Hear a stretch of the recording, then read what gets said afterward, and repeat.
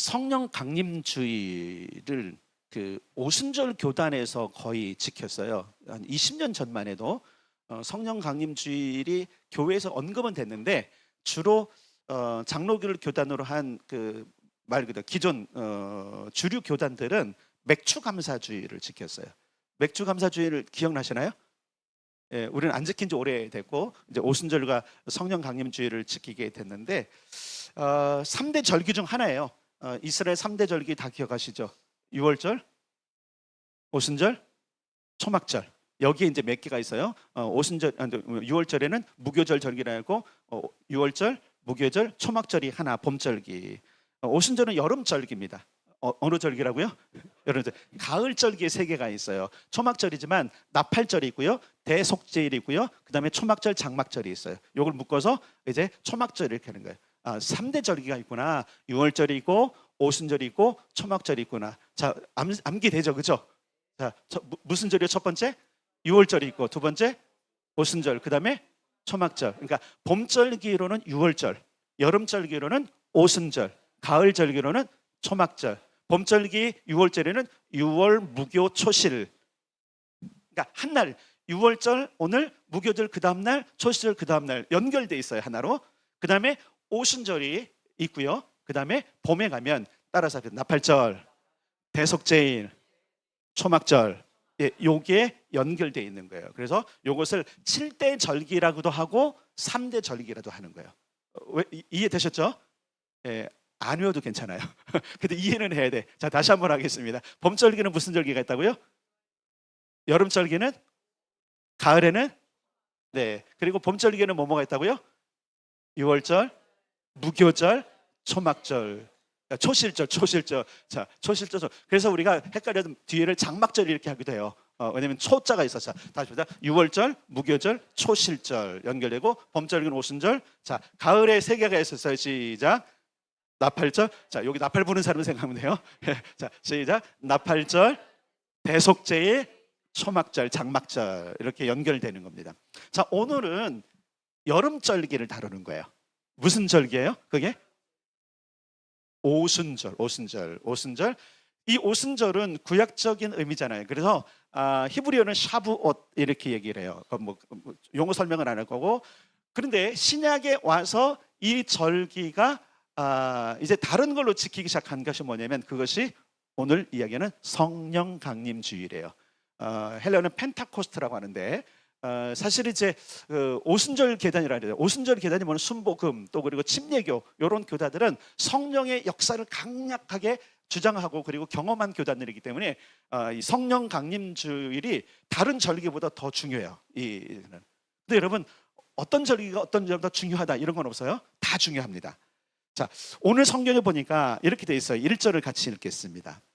1절 시작. 오순절 날이 이미 이름에 그들이 다 같이 한 곳에 모여 있더니. 아멘. 자, 오순절 날이 이미 이르렀다라는 얘기는, 지금 오순절, 지금 오메르데이 끝나고 사실은 여러분 그 유대력 절기로는요, 지난 목요일 저녁부터 금요일하고 토요일까지가, 어제까지가 오순절이에요. 오순절 축제하고 난리가 났을 거예요. 그런 상황인데 이때가 온 거예요. 이때가. 자, 그럼 이때 오순절이 이르렀다는 것은 무엇을 의미하냐면, 예수님의 죽음과 부활과 관계가 있는 거예요. 예수님이 언제 돌아가셨는지는 아시죠? 언제 돌아가셨어요? 봄절기에 돌아가셨어요. 그죠? 봄절기 유월절에 어린 양으로 죽으셨고, 무교절날 무덤에 계셨고, 초실절날 부활하셨죠. 자, 요거 이제 머릿속에 이거는 그랬어요. 자, 유월절날 십자가에 죽으셨고, 무교절날 무덤에 계셨고, 초실절날 부활하셨어요. 그죠? 그리고 나서 예수님이 한 40일 정도를 땅에 계세요. 땅에. 부활하신 뒤에 40일 정도 땅에 계시고, 그리고 마지막 승천하기 할 때 제자들과 대화하는 내용이 사실 사도행전에 기록되어 있는 거예요. 자, 여기 보니까 다 모였다 이래서 이들이 왜 다 모였지? 자, 그 이유는 우리 1장을 더 보면 되는데, 자, 1장 4절로 5절 보겠습니다. 1장 4절 5절. 1장 4절 5절이에요. 시작. 사도와 함께 모여서 그들에게 분부하여 이르시되, 예루살렘을 떠나지 말고 내게서 들은 바 아버지께서 약속하신 것을 기다리라. 요한은 물로 세례를 베풀었으나 너희는 몇 날이 못되어 성령으로 세례를 받으리라 하셨느니라. 아멘. 자, 이들이 한 곳에 모인 이유가 뭐냐면 예수님께서 예루살렘을 떠나지 말라고 하셨기 때문에 그러는 거예요. 그리고 한 곳에 모여서요, 어떻게 모였냐면, 자, 1장 13절 14절 하겠습니다. 12절부터 14절.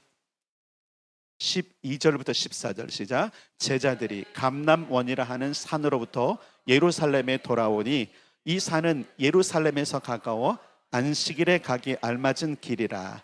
들어가 그들이 유하는 다락방으로 올라가니 베드로, 요한, 야고보, 안드레와 빌립, 도마와 바돌로메, 마테와 및 알페오의 아들 야고보, 샬롯인 시몬, 야고보의 아들 유다가 다 거기 있어 여자들과 예수의 어머니 마리아와 예수의 아우들과 더불어 마음을 같이하여 오로지 기도에 힘쓰더라. 아멘. 예루살렘 떠나지 말라라고 말씀하시고서는 승천하셨죠, 그죠? 그리고 봤어, 그거를 엄청난 이적을 보는 거예요. 봤어요. 그리고 나서 그들이 돌아와야 되잖아요. 돌아와서는 어떤 결의를 한 거냐면 우리 함께 있자, 함께. 주님 분명히 기다리는 뭔가 있을 거야. 그래서 기대감을 가지고 그들이 여기 뭐냐면 그들이 유하는 다락방, 여기 유하는 다락방이 뭐냐면 예수님께서 최후의 만찬을 하신 마가 요한의 어머니의 집의 다락방이에요. 우리가 마가 요한의 다락방이라고 그러는데 그 집이 아니라 그 어머니가 내어놓은 다락방이에요. 부모님 집이에요. 거기에 그들이 모였어요. 그리고 뭐 했냐면 마음을 같이하여 오로지 기도에 힘썼더라. 사실 거기 모인 이유가 뭐냐면 첫째는 예수님의 명령을 그대로 순종하기 위한 것이고, 두 번째는 그것을 기다리면서 그들이 기도하면서 모였다는 사실을 우리가 좀 볼 수 있어야 돼요. 자, 그 다음에 그렇게 모였을 때 어떤 일이 있었냐면 2절 3절입니다. 오늘 본문 2장 2절 3절. 2절 3절 시작. 호련히 하늘로부터 급하고 강한 바람 같은 소리가 있어 그들이 앉은 온 집에 가득하며 마치 불의 혀처럼 갈라지는 것들이 그들에게 보여 각 사람 위에 하나씩 임하여 있더니 보세요. 일단은 급하고 강한 바람 같은 소리가 어디로부터? 하늘로부터 있었고요. 그 다음에 불의 혀처럼 갈라지는 것이 보였어요. 자, 보면 들었어요? 봤어요? 여러분, 하나님의 역사는 볼 수 있습니다. 우리는 이렇게 하잖아요. 하나님을 보여주세요. 하나님의 역사를 보면 돼요. 들을 수 있습니다. 하나님의 음성은 들려집니다. 요거는 우리가 요한계시록 설교할 때 바람처럼 불처럼은 제가 해석을 했으니까 그 설교를 여러분들이 가서 보시면 돼요. 이제 들으시면 될 것 같고, 여기 중요한 게 뭐냐면 귀로 들을 수 있는 하나님의 역사가 있었고 눈으로 볼 수 있는 하나님의 역사가 있었다는 거예요. 중요한 건 귀로 들을 때 온 집에 가득했다는 충만한 것은 지금 성령님의 역사는 첫째로 거기에 있는 모든 사람을 대상으로 했다는 얘기예요. 여러분, 요엘이 이런 선언을 해서요, 마지막 때에 말일에 여호와께서 그의 영을 모든 사람에게 붓는다. 들어보셨죠? 그래서 이 사건이 일어난 뒤에 베드로가 설교할 때 요엘서를 증언해요. 이거 그냥 일어난 것이 아니라 니네 선지서 읽어봤잖아. 요엘이 뭐라 그랬냐? 말일에 그런 일이 일어났는데 지금 그게 일어나고 있는 거야. 베드로가요, 요걸 경험하고 나서 정확히 안 게 뭐냐면 요엘의 메시지가 성취된 일을 안 거예요. 근데 그 대상이 누구냐면 누구예요? 거기 있는 모든 사람이 대상인데 감사하게도 여기 있었던 모든 사람이 지금 경험한 거예요. 자, 요거 굉장히 중요해요. 근데 두 번째는 뭐냐면 불처럼 임한 것이 성경에 뭐냐면 각 사람 위에라 그래서 각 사람 위에.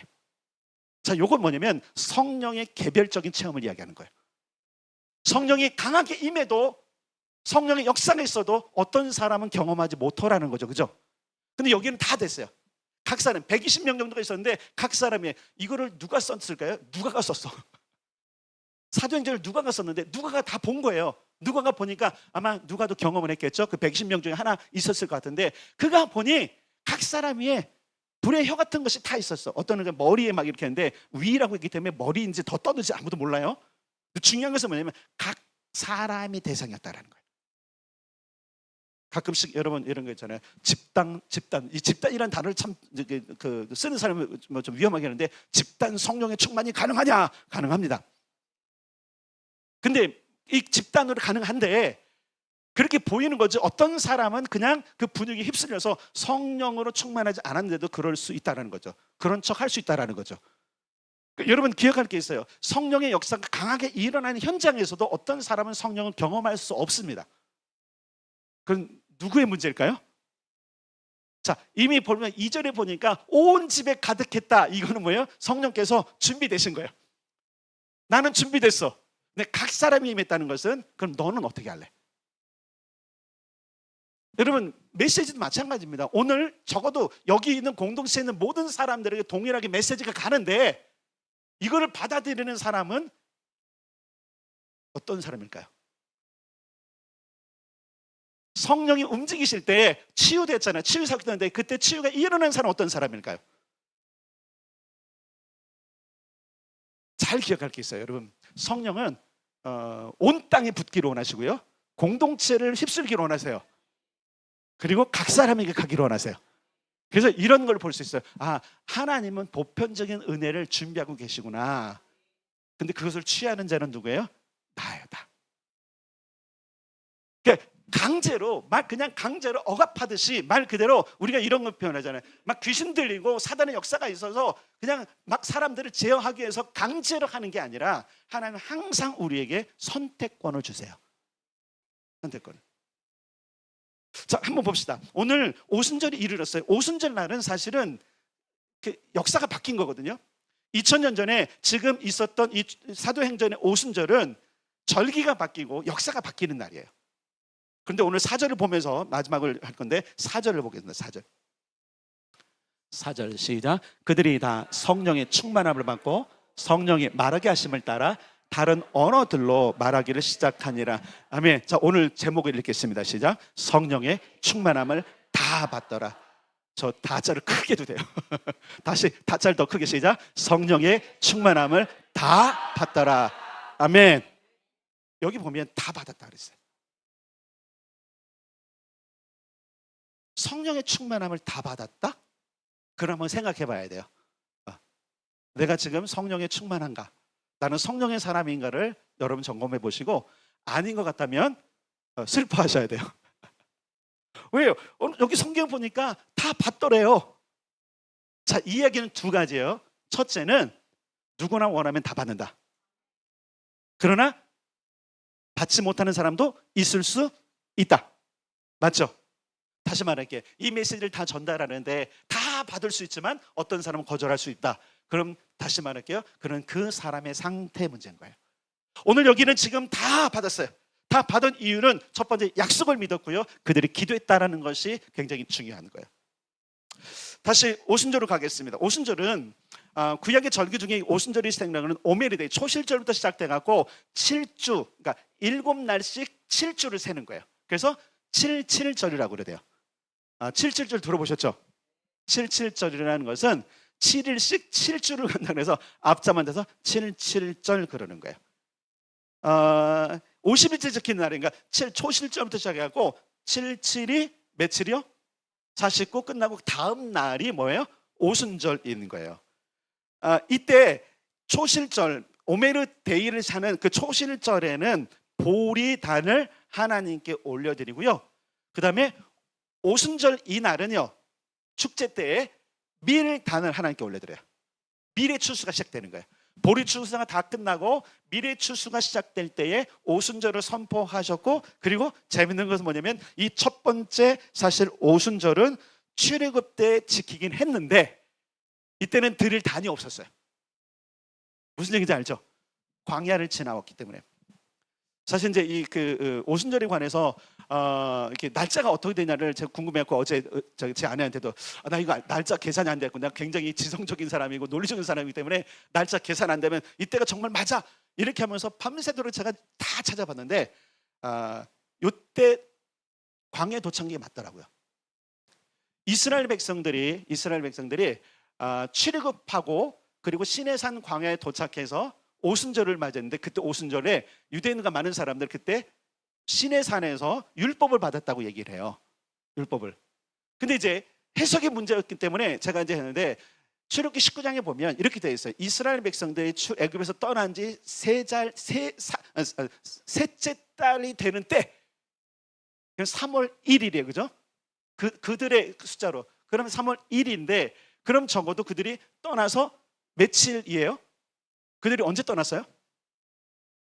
그 셋째 달이라 그래서 내가 그 셋째 달 계산해도 60일인데 오순절이면 지금, 근데 제가 계산을 잘못한 거예요. 그들이 떠난 날이 무교절이었어요. 무교절. 초실절부터 떠난 거예요. 6월절 어린 양을 잡았잖아요. 그 밤에. 그래 아침에 그것을 먹고 그들이 바리바리 짐을 싸서 애굽 사람들에게 은혜를 입고 출발했어요. 그때부터 시작돼 갖고 그들이 광야를 가고, 그러니까 그때가 뭐냐면 1월 15일 날 떠난 거예요. 1월 14일이 6월절입니다. 1월 15일이 무교절입니다. 1월 16일이 초실절이에요. 그러니까 이들이 애굽을 떠나서 첫 번째 날이 초실절이었고요. 근데 절기를 못 지켜서 무슨 얘기인지 알죠? 농사 못 짓잖아요. 지금 바리바리 피라미드처럼 가는 거니까. 그리고 광야를 거쳐서, 모든 광야를 거쳐서 그들이 시내산, 그 광야, 시내산이 보이는 200만 명이 살 수 있는 터에 딱 장막을 친 날이 보니까 셋째 달 첫 번째 날인 거예요. 그러면 15일 빼기 하니까 45일 만에 거기를 간 거예요.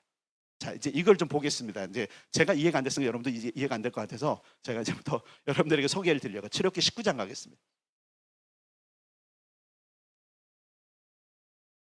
죄송해요. 왜냐면 이 유대력 절기를 우리가 이제 우리 교회 좀 적용하다 보니까 네. 논리적으로라도 맞아야 돼요.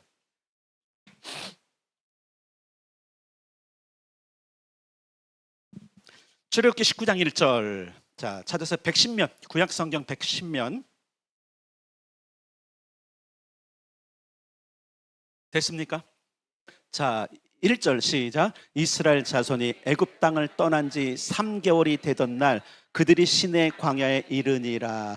여기서 떠난 지 3개월이라는 것을 제가 어떻게 봤냐면, 떠나고로부터 3개월이니까 적어도 60일이라고 보는 거예요. 그런데 원어와 여러 가지를 보니까 떠난 지 3개월이 아니라 떠난 후에 3월 달이 되는 첫날, 이렇게 해석을 하더라고요. 그럼 맞아요. 그럼 맞아요. 그러면 날짜가 아까 제가 그랬잖아요. 1월 15일에 떠났기 때문에 3월 1일이면 45일 내지 46일 되는 거예요. 이해되셨죠? 자, 그러면 한번 생각해 볼게요. 그러면 유대인들은 이 오순절을 어떻게 기념하냐면 토라를 받은 날로 기념을 해요. 무슨 날이요? 네, 토라를 받은 날. 이 토라를 어디서 받았어요? 이 시내산 여기 광야에 있을 때 받았단 말이에요. 그게 어떻게 되냐면, 자, 45일, 46일이에요. 어디를 보냐면 19장 10절을 보겠습니다. 10절과 11절 시작. 여호와께서 모세에게 이르시되 너는 백성에게로 가서 오늘과 내일 그들을 성결하게 하며 그들에게 옷을 빨게 하고 준비하게 하여 셋째 날을 기다리게 하라. 이는 셋째 날에 나 여호와가 온 백성의 목전에서 시내산에 강림할 것임이니. 아멘. 요걸 좀 억지로라도 끼워 맞추는 보면, 자, 15일 날 떠나서 이렇게 떠났으니까, 그리고 유대력으로는, 여러분 유대력 달력으로는 한 달이 30일이 아니에요. 30일 아니에요. 29일 내지 28일이에요. 그걸 치면 적어도 그들이 도착할 때까지 시내산을 45일째라 그러면, 45일째는 도착해서 천막을 치고, 그리고 하나님께서 부르시고, 보세요. 여기 보면 뭐죠? 오늘과 내일을 성결하게 하고, 그럼 46일, 47일 성결하게 하고, 48일째는 네가 산으로 올라와야 돼. 지금 보세요. 오멜 데이가 시작됐고 출발부터 지금까지 7.7절치 나온 거란 말이에요. 그리고 하나님께서 뭐라고 말씀하시냐면 48일째는 다 와. 그런데 백성들이 두려워한 것이죠. 산에 올라가기가. 그러면 그 백성들은 밑에 있고 너만 올라와 해갖고 모세가 하나님께로 올라간 때가 49일째예요. 그리고 나서 50일째에 하나님께서 말씀하기 시작하세요. 그때를 토라를 받은 날로 하는 거예요. 근데 여러분 아시다시피 모세가 산에 올라가서 며칠 만에 내려왔죠? 40일 만에 내려요. 40일 만에. 40일. 이해되세요? 자, 50일, 49일 날까지 가고 50일째 토라를 받으면서 40일 동안 하나님께서 그에게 다 말씀하시고, 그리고 그걸 축약한 것을 두 돌판에 적어서 보내세요. 내려오세요. 근데 아시잖아요. 금송아지 사건이 있어서 다시 올라간 거. 근데 어쨌든 그 바로 오순절에 하나님께서 토라를 이스라엘에게 주셨다 그래서 유대인들은 이 오순절의 의미를 토라를 받은 날로 이야기하는 거예요. 처음엔 제가 인정이 안 됐는데 이해가 되겠더라고요. 그렇구나, 토라를 받은 날. 그럼 왜 하나님은 이스라엘 백성들에게 오순절을 이야기하면서 첫 번째 오순절을 토라를 주는 날로 하셨을까? 요거는 우리가 좀 해석할 문제인데, 자 보세요. 구약의 오순절은 신의 산에서 강림하시는 하나님을 경험하는 날이었어요. 자, 여기 보세요. 11절 읽었잖아요, 금방. 11절 한 번 더 읽겠습니다. 시작. 준비하게 하여 셋째 날을 기다리게 하라. 이는 셋째 날에 나 여호와가 온 백성의 목전에서 신의 산에 강림할 것임이니. 아멘. 자, 누가 강림하세요? 하나님이 강림하시는 날이에요. 오늘날 우리 오순절 즉 오늘 무슨 날이라고 그래요? 성령 강림. 의미가 통하죠, 그죠? 이 날이 하나님이 강림하시는 날인데, 이스라엘 백성들이 놓쳤던 초점이 뭐냐면, 이스라엘 백성은 여전히 지금 토라를 중요시 여기는데 그 토라가 뭔지를 지금 자꾸 잊어버리고 있는 거예요. 그 토라는 하나님의 강림이에요. 그 토라 자체가 하나님의 강림이에요. 그래서 그 토라에 하나님의 모든 걸 담아 놓으셨어요. 여러분, 말씀이 육신이 돼 우리 가운데 거하심에 연결되죠, 그죠? 요한복음의 1장에 있는 그 일들, 그리고 지금 이 하나님의 강림과 성령 강림은 지금 동일한 사건이나 마찬가지인 거예요. 시대를 거쳐. 여러분, 하나님의 시간에는 과거와 미래가 없는 거 아시죠? 그런 가운데서 지금 취급한 이스라엘 백성들의 오순절과 지금 오순절 날이 이미 이름에 했던 제자들이 경험한 오순절은 사실은 같은 거예요. 시대가 다르고 사람이 다르고 할 뿐이에요. 분명한 것은 따라합니다. 하나님이 오셨더라. 이게 초점인 거예요, 초점. 자, 우리가 성령 강림주일이 되면 어떤 걸 강조하게 되면 성령의 충만함도 강조하지만, 그 성령의 충만함으로 말하면 나타나는 것에 우리가 방점을 찍어요, 자꾸. 그래서 막 병이 낫기도 하고, 막 기적이 일어나기도 하고, 방언도 말하기도 하고, 또한 성령의 다양한 은사들이 나타나는 것에 자꾸 초점을 두는데, 그게 초점이 아니에요. 초점은 따라서 하나님께 우리의 시선을 두어야 한다. 이게 자꾸 사라지는 거예요. 이스라엘 백성들이 절기를 지키는 것도 사실은 그들이 토라의 관점이 있지만 계속적으로 그들이 교육하는 게 뭐예요? 하나님이 무엇을 하셨는지 보라는 거예요. 우리는 성령이 와서 내가 무엇을 하는지 관점이 있는데, 성경은 이렇게 말하고 있어요.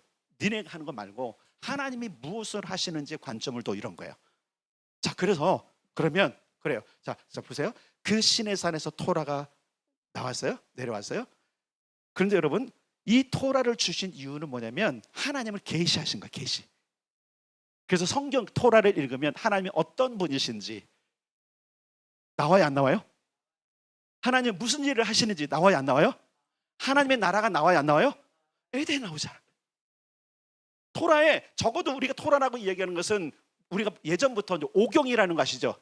창세기, 출애굽기, 레위기, 민수기, 신명기, 요걸 토라라고 그래요. 나머지는 역사서, 그 다음에 성문서, 시가서 하면서 놔두고, 이스라엘, 그러니까 유대인의 젊은이들이 100% 암송하는 게 요 토라, 요거예요. 창세기, 출애굽기, 레위기, 민수기, 신명기, 요 토라. 요걸 받았다고 생각하는데 사실은 그걸 받은 게 아니에요. 창세기, 출애굽기, 레위기, 민수기, 신명기를 받은 게 아니에요. 요거 착각하면 안 돼요. 토라와 우리가 말하는 오경은 달라요. 이해되셔야 돼요. 이 오경은 나중에 후대의 사람들이 역사를 거슬러서 창세기부터, 그리고 이스라엘 백성들이 여호사를 통해서 어디 요단강 건너갈 때까지 그 역사와 거기에 역사하신 하나님을 기록한 것이고, 진짜 토라는 역사가 아니에요. 따라서 진짜 토라는 하나님 자신이었다.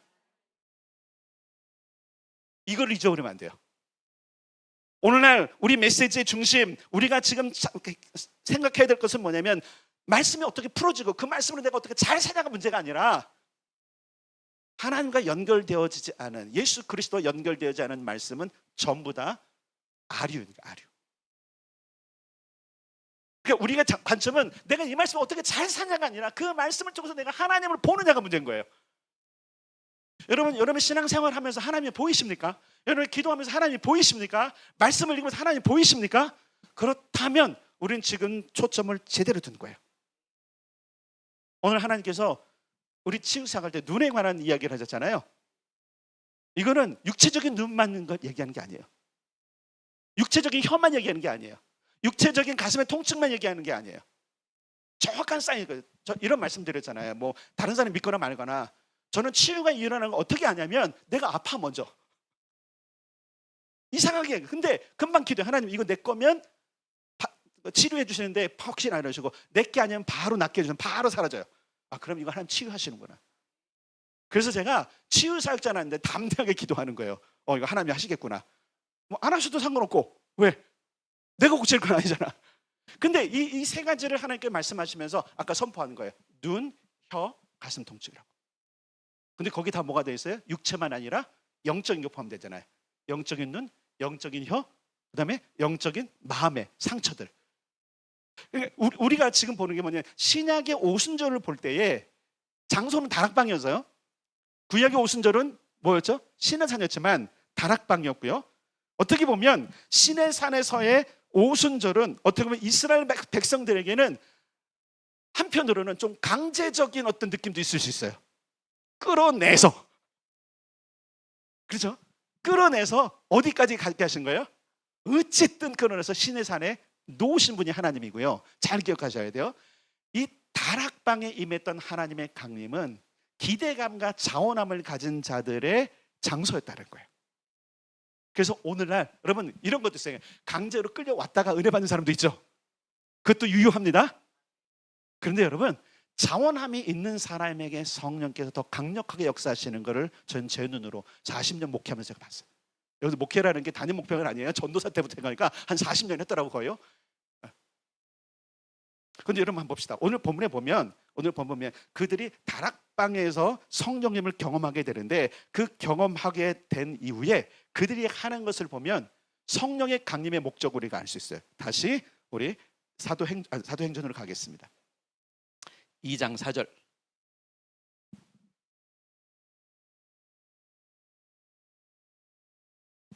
찾으셨나요? 4절 읽겠습니다. 시작. 그들이 다 성령의 충만함을 받고 성령이 말하게 하심을 따라 다른 언어들로 말하기를 시작하니라. 아멘. 자, 여기 중요한 게 있어요. 다른 언어들로 말하기 시작해서 이걸 방언이라고 그러잖아요.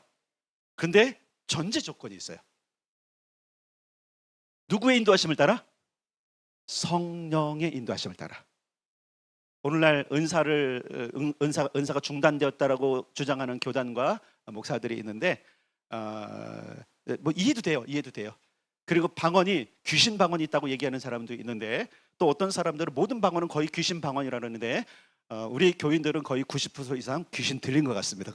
그렇다면 거의 다 방언하시죠. 그래서 우리가 초점을 잃어버리면 안 돼요. 누구에 따라서 하셔야 돼요? 성령님의 뭘 따라서? 말하게 하심을 따라. 물론 우리는 방언의 은사가 왔을 때 그 방언을 우리가 말할 수 있는 거죠. 선물로 주셨으니까. 그렇죠. 이거 여러분 이거 선물로 받았으면 내가 찰 수도 안 찰 수도 있는 거잖아요. 지금은 여러분 이거 못 차요. 왜 그래요? 왜 못 차요? 손에 없잖아. 근데 오늘 이 땅 선물로 다 드릴 거예요. 그럼 그때부터는 내가 찰 수 있잖아요. 똑같은 겁니다. 은사를 영어로 기프트라고 그러거든요. 기프트 복수로 이거 뭐냐면 다양한 선물들이라는 거예요. 여러분 구원도 기프트인 거 아세요? 그러니까 값없이 받는 이 모든 걸 통해서 하나님이 주셨다면 말할 수 있는데 중요한 건 뭐냐면 내가 정말로 성령의 사람으로 날마다 성령과 동행해서 방언을 하느냐도 점검해 봐야 된다는 얘기야. 알았죠? 그래서 여러분 저죠. 내가 막 방언을 말하고 내가 막 치유를 하고 뭐 하는 것들이 중요한 게 아니라 그래서 여러분 우리가 성령이 임하면 우리가 자랑하고 싶은 게 나 방언 말한다 막 이런 거 괜찮아. 그것도 괜찮을 수 있어. 왜 자랑할 수 있잖아. 선물 받은 거. 근데 본질을 빼면 안 돼요. 그 선물이 누구에게로부터 왔는지. 성령 강림절과 오순절의 방점은 어디에냐면 따라서 하나님, 예수님 이걸 자꾸 잊어버리는 거예요. 내가 신앙생활하는 거, 내가 교회 생활하는 것이 무슨 이유인지, 무엇 때문에 하는지 자꾸 잃어버리는 거예요. 그러니까 그것을 잃어버리니까 신앙생활을 다 뭘로 하냐면 출세하는 거, 성공하는 거, 공부 잘하는 거. 그래서 애들을 위해서 계속 공부 잘하는 것만 기도해. 제발 좀 아이들이 하나님을 만나고 예수님을 아는 것을 위해서 기도하십시오. 우리가 기도하는 대부분이 뭐예요 지금? 이들이 지금 모여서 기도에 힘썼는데 이들이 그걸 기도했을까요? 하나님 이제 독립했으니까 교회 건물도 좀 주시고요. 독립했으니까 좀 돈도 좀 주시고요. 어떤 이는 지금 예수님과 3년 동행했는데 직장도 없어요. 직장 주세요. 이거 기도했을까요? 뭐 기도한 거예요? 예수님이 약속하신 거. 여러분 잘 기억할 게 있어요. 우리가 지금 잘못된 초점을 바꾸고, 여러분 잘 기억해보세요. 이런 거예요. 그걸 구하지 말라는 게 아니라 구할 수 있잖아요. 근데 무엇을 먼저 구해야 돼요? 뭘 먼저 구해야 돼요? 그분과 그분의 나라. 맞습니까? 그러니까 하나님께 다 있는데 그분을 만나고 그분을 사모하고 그분을 추앙하고 그분의 임재가 오면 되는데, 자, 이스라엘 백성들에게 광야에 처음 정착지로 시내 산을 1년 살았잖아요. 그때 하나님이 왜 강림하셨을까? 왜냐면 하나님 없이 살았던 민족이거든요. 하나님 없이 살았던 민족이기 때문에 그 광야에서 어떤 일이 일어났어요? 불평과 불만과 자기 인생의 삶에서 어려움이 있으면 전부 다 불평하고 원망하는 삶을 보셨단 말이에요. 왜 그런 거예요? 여러분 잘 보세요. 내 입에 끊임없이 불평이 있다는 이야기는 죄송한데 그 안에 하나님이 안 계신 거예요. 하나님이 계시잖아요. 하나님 만났잖아요. 그럼 불평 불만이 감사로 바뀌어요. 있을 수 있어. 없을 수 없잖아요. 그죠? 부딪히잖아요. 힘들잖아. 이해가 안 되잖아. 정서적이고 감정적으로 상처를 입잖아요. 그런데 하나님을 만나면 그것이 바뀌더라니까요. 그래서 지금 보세요. 자, 첫 번째 오순절, 구약의 오순절을 보세요. 시내산에 하나님이 강림하셨고요. 자, 보세요. 산에 강림하셨는데 잘 기억할 게 있어요. 신약은요, 삶의 현장에 오시는 거예요. 이게 은혜인 거예요. 시내산은, 그러니까 백성들이 뭐라 그랬어요? 저 무섭게 생긴 저 산 우리가 못 올라갑니다. 저기 가면 죽을 것 같습니다. 구약에서 보는 하나님과 신약에서 보는 하나님은 다른 거예요. 그러니까 여러분, 우리가 하나님께로 담대히 나가야 돼요. 그러니까 하나님을 추구해야 돼요. 자, 물론 이제 우리 여기 지금 보니까 4절에 보니까 성령의 말하심을 따라 각각 다른 언어들로 말하기 시작했다 했잖아요. 근데 말하는 것이 뭐예요? 6절에 보니까 이 소리가 나면 큰 무리가 모여 각각 자기의 방언으로, 그 다음에 8절 난 곳 방언으로. 그러니까 이 방언들은 실제로 그 시대에 사용했던 언어들이 들린 거예요. 이걸 지금 해석이 분분하고 하는데 이 사람들 지금 120명 정도가 요 나라 언어로 말했을 것이다 라는 사람이 있고, 어떤 사람은 그냥 방언이 있는데 거기에 왔던 사람들 자기 나라 언어로 들었을 것이다. 저는 둘 다 가능하다고 봐요. 꼭 한쪽으로 몰 필요가 없다고 봐요. 하나님이 하시면 다 하실 수 있잖아요. 그죠? 안 그런가요? 하나님을 제한하지 맙시다. 그분은 이렇게 가는 뭐 하나, 왜냐면 여기에 예를 들어서 이 모든 것들을 예를 들어서 제자들이 각 나라의 방언으로 말하니까 각 나라에 온 사람이 각기 자기의 방언을 알아들었다가 아니잖아요. 그죠? 그러니까 두 가지 다 해야 돼요. 자, 그 다음에 되게 조심스럽게 봐야 될 게 뭐냐, 11절. 자, 2장 11절이에요. 2장 11절 시작. 그레데인과 아라비아인들이라 우리가 다 우리의 각 언어로 하나님의 큰 일을 말함을 듣는도다 하고. 자, 보세요. 지금 성령의 역사가 있었을 때 방언으로 말하는 게 중요한 게 아니라 그들이 무엇을 말했는지가 중요한 거예요. 뭘 하고 있었어요? 뭐 하나님의 큰 일. 요일을, 그래서 하나님의 크고 두려운 날이 이르기 전에 지금 이들의 입에서 뭐냐면은 그게 요엘서 말씀인지 모르지만 하나님의 큰 일, 예레미야에서도 너는 내게 부르짖으라 내가 너에게 응답하겠고 내가 알지 못하는 크고 은밀한 일을 보이리라. 하나님은 큰 일을 말씀하는데 그것이 뭔지를 제가 해석하면 안 돼요. 이거는 큰 일이라고 그러니까 찾을 수는 있어. 그런 얘기가 뭐냐면 우리가 생각해보면 이거는 하나님께 속한 일이구나. 그러니까 성령이 오시면 우리가 어떻게 바뀌어야 되냐면 하나님 관점으로 바뀌어야 되는 거예요. 이스라엘 백성들이 하나님 없는 백성으로 살았기 때문에 토라에 자신을 계시하시고 그것을 통해서 이스라엘 백성들이 하나님을 받아들이고 그래서 뭐 사는 거예요? 하나님 나라를 살도록 계시하신 거거든요. 그럼 오늘날 성령의 역사는 뭐예요? 우리로 하여금 다시금 하나님 나라를 살도록 오시는 거예요. 그 하나님 나라에 치유가 있는 것이고 그 하나님 나라에 기적이 있는 것이고 그 하나님 나라에 번성이 있는 것이고 그 하나님 나라에 성공이 있는 거예요. 근데 우리는 하나님 나라보다는 거기 자꾸 집중하는 거예요. 그 기도도 잘못된 건 아니라니까요. 그런데 초점을 좀 맞춰요. 성령님이 진짜 진하게 오시면 뭐가 돼요? 하나님으로 보게 되는 거예요. 자, 이것이 또 어디에 나와 있냐면요, 사도행전 또 찾아봅시다. 사도행전 19장 6절. 사도행전 19장 6절에도 동일한 사건이 거기 나와요. 19장 6절. 아니요, 저 그 전에 다른 데 찾읍시다. 10장 46절부터 갑시다. 10장 46절.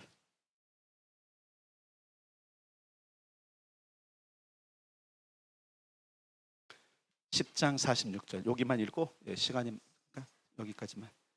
자, 205면 읽겠습니다. 시작. 이는 방언을 말하며 하나님 높임을 들음이로라. 아멘. 자, 44절에 보면 이 말할 때 성령이 말씀 듣는 모든 사람에게 여기도 다 받았네. 그렇죠? 그때 뭐가 성령의 부어주심을 놀랐고요. 46절에 보니까 방언을 말했는데 뭐 했다고? 이들이 하나님을 높이더라. 때로 우리가 성령님을 사모할 때가 있어, 그죠? 목적을 이루면 안 돼요. 누구를 알아야 돼요? 성령을 충만하면 하나님, 예수님을 알아야 돼. 예. 우리가 예수아라는 그 단어, 예수는 하나님이잖아요. 그분의 이름이잖아요. 주의 이름을 부르는 자, 여호와의 이름을 부르는 자, 구원을 얻으리로다. 그 여호와의 이름은 뭐예요? 주인 예수님이거든요. 그 이름을 부른 자인데 여기 보니까 방언을 말하며 그 이름을 높이더라. 나타나는 현상도 좋아요. 괜찮아요. 그것들을 통해서 우리가 힘을 얻고 또 그리고 경외감을 얻게 되고 하나 높일 수 있지만, 우리가 정말 성령을 경험할 때 우리 내적으로부터 올라오는 게 뭐냐면 하나님을 높이는 거예요.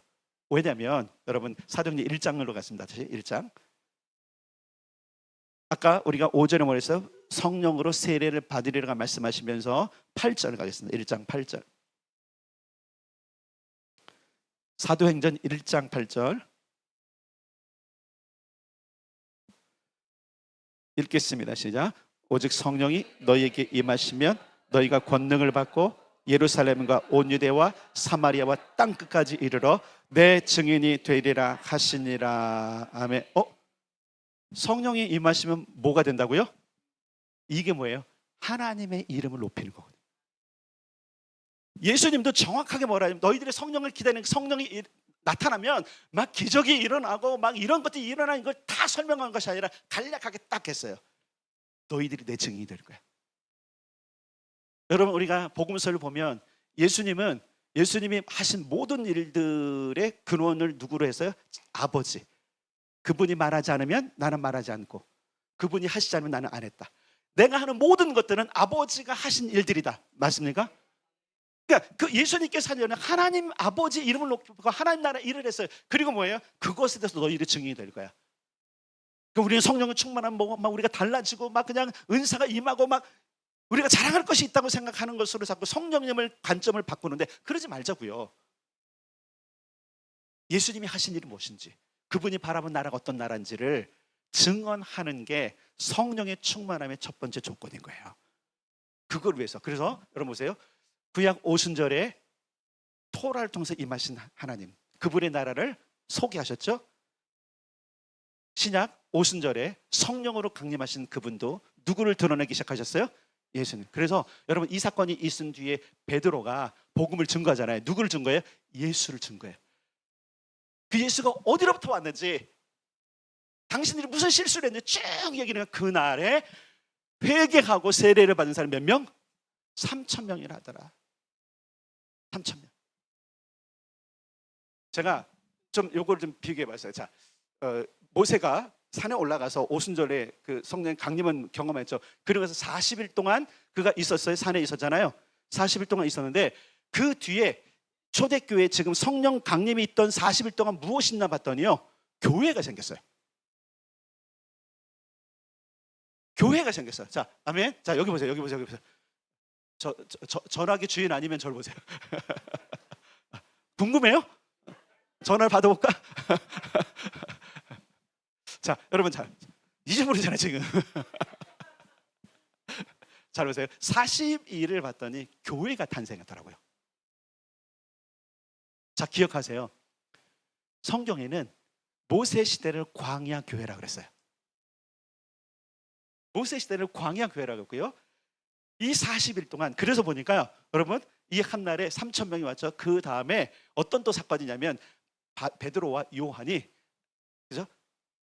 거지 하나를 일으켜요, 그죠? 일어나 걷게 해요. 누구의 이름으로? 잘 보세요. 예수의 이름으로. 그날에 회개하고 돌아온 사람 몇 명? 5천 명. 이 40일 동안 예루살렘 교회가 8천 명이 되어버렸어요. 그래서 제가 이 말씀 좀 하면서 6천 명? 주님이 하시겠네? 안 해도 상관없어.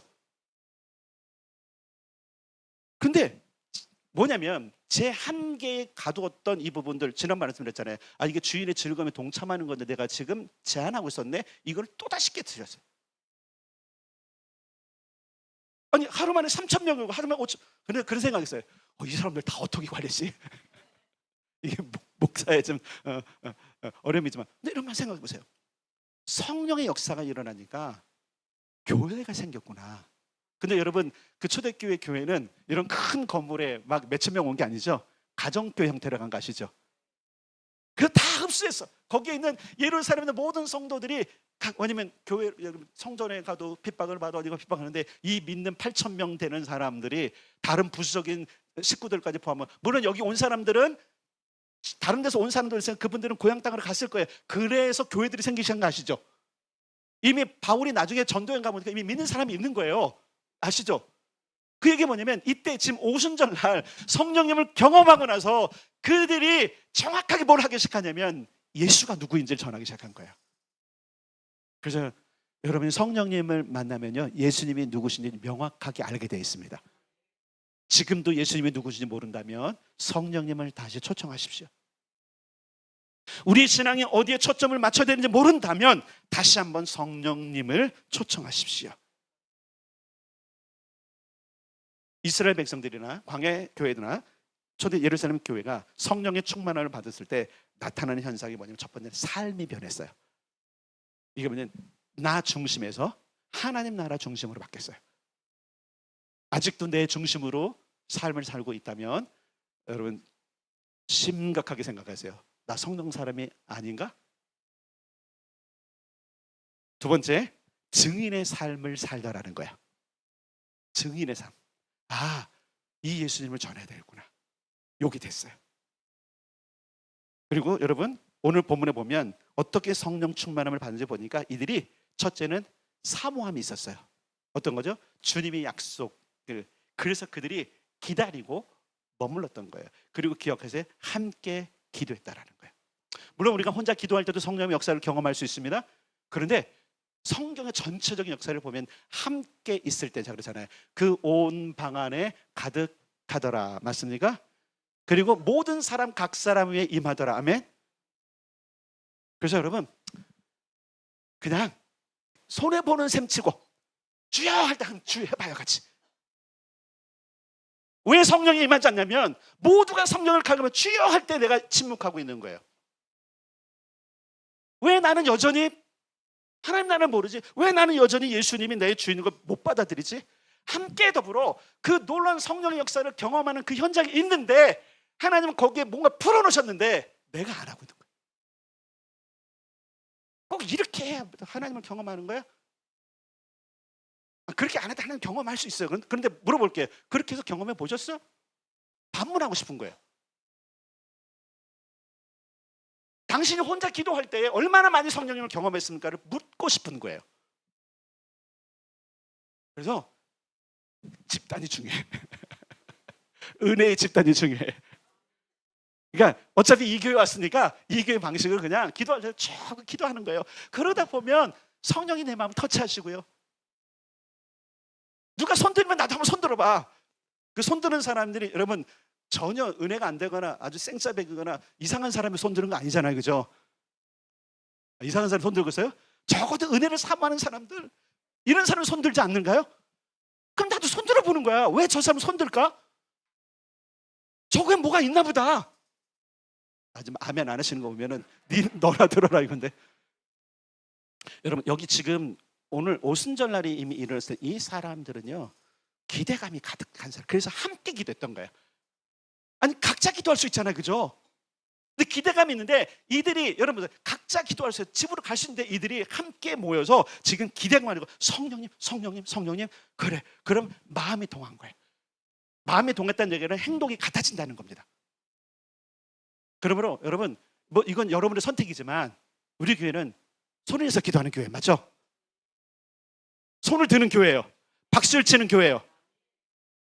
그러면 거기에 내가 동참하는 게 함께 하는 거예요. 저는 여기 역사가 있다 믿어요. 이스라엘 백성들이 광야에서 힘들었던 게 뭔지 알죠? 삐딱선을 타는 사람 몇몇 사람 되는 거예요. 항상 그런 사람 나왔어요. 그들이 분위기를 주도하고 와 몰려갔다가 망했던 거 여러분 아시잖아요. 그들을 보지 말고 그래서 하나님을 향해서 신실하게 살고자 하는 사람이 지금 어떻게 하고 있는가? 아니 뭐 크게 소리 질러서 기도 안 한다고 신실하지 않다는 얘기가 아니라 적어도 우리 분위기는 그거잖아요.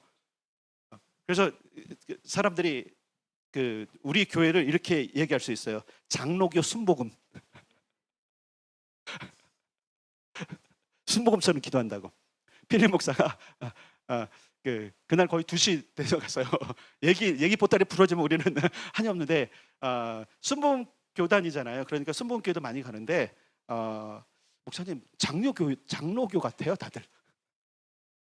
주여 해야 되는데 주여 한데 우리가 농담으로다가 오시다가도 가시겠다. 근데 여러분 이게 진리는 아니야. 잘 보세요. 쭉 부른다고 진리는 아니야. 무슨 얘기인지 알죠? 이게 여기 뭐냐면 이게 유일한 정답은 아니라는 거예요. 근데 정답이 하나가 있어. 함께. 이들이 막 부르짖어 기도했는지 아무도 몰라. 그죠? 그러니까 이걸 가지고 목사님 부르짖지 않는데 왜 우리는 부르짖습니까? 아니 난 배운 게 그거라고. 근데 역사가 일어나더라니까요.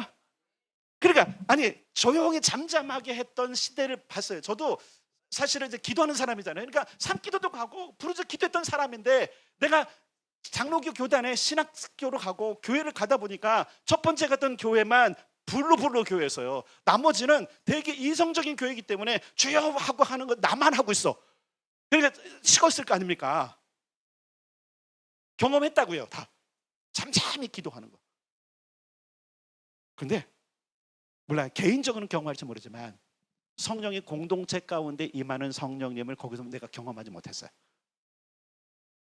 그런데 다시 부르짖는 기도가 시작되고 성령님을 갈급하게 찾던 그 현장에서 성령의 역사를 저는 무수하게 본단 말이에요. 그럼 내가 뭘 가야 돼요? 어떤 걸 가야 돼요? 성령님이 우수하게 나타나는 걸 가는 게 맞는 거죠. 그게 지혜인 거 아닙니까? 그럼 여러분도 지혜를 따라오세요. 그냥 내 생각 말고 내 생각 부르짖었다는 얘기가 없는데요? 없어요. 근데 여러분 함께 기도할 때 어떻게 기도? 여러분도 그러잖아요. 함께 뭔가 마음이 동해서 처음엔 조용히 기도하다가 어떤 한 사람 터지지 않습니까? 그렇게 돼 있어요, 여러분. 소리가 높아지게 돼 있어요. 그럼 주변의 사람들 같이 그럼 웅성웅성하면 막 취하고 이게 사실 분위기거든요. 원래 우리나라 초대도 그랬어요. 초대도 통회하는 심령으로 조용히 기도하는데 어떤 한 사람이 그 감격과 성령이 오신 것 때문에 주체할 수 없는 것을 소리내기 시작하니까 주변의 사람들도 어떻게 해요? 그 성령이 각자이만 불의 역사를 경험하다라는 거예요. 잘 기억하세요. 여러분 잘 기억하세요. 하나님은 바람처럼 이 공간 안에 계십니다. 불처럼 각 사람에 임하실 겁니다. 그게 내불이어야 되는 내불. 그게 나의 성령님이 되는 거예요. 이해되셨죠? 그러니까 분위기를 만들어 놓은 곳에 사는 게 제일 좋은 거예요. 자, 잔소리가 많아지면 산으로 가니까 정리해 봅시다. 성령의 충만을 다 받았더라. 저는 여러분들이 이제 성령을 좀 경험했어요가 아니라 충만하게 받기를 소원합니다. 충만하게 안 받아서 삶이 안 바뀐 거예요. 충만하게 안 받아서 지금 우리의 초점이 엉뚱한 데로 가는 거예요. 여러분 이 안경에 여러분 초점이 안 맞추면 어떻게 되죠? 제대로 가요? 그래서 어떻게 하죠 여러분? 가서 에이, 나 이대로 살래 하는 사람 근데 살더라고요. 근데 진짜 뭔가를 봐야 되는 사람들은 반드시 교정합니다. 맞습니까? 여러분의 인생을 교정하고 싶습니까? 이대로 가실 거예요? 안 그렇다면 성령님의 충만함을 사모합시다. 물론 오늘 이 시간에는 그것까지만 이렇게 열을 거는 아니지만, 그래도 우리가 오늘 마지막 찬양을 하고 우리가 기도할 때에 좀 하나님, 내게도 바람처럼 불처럼 좀 와주세요. 그리고 오실 줄 믿고 한번 기도해 봅시다. 그럼 하나님께서 역사하실 걸 믿습니다.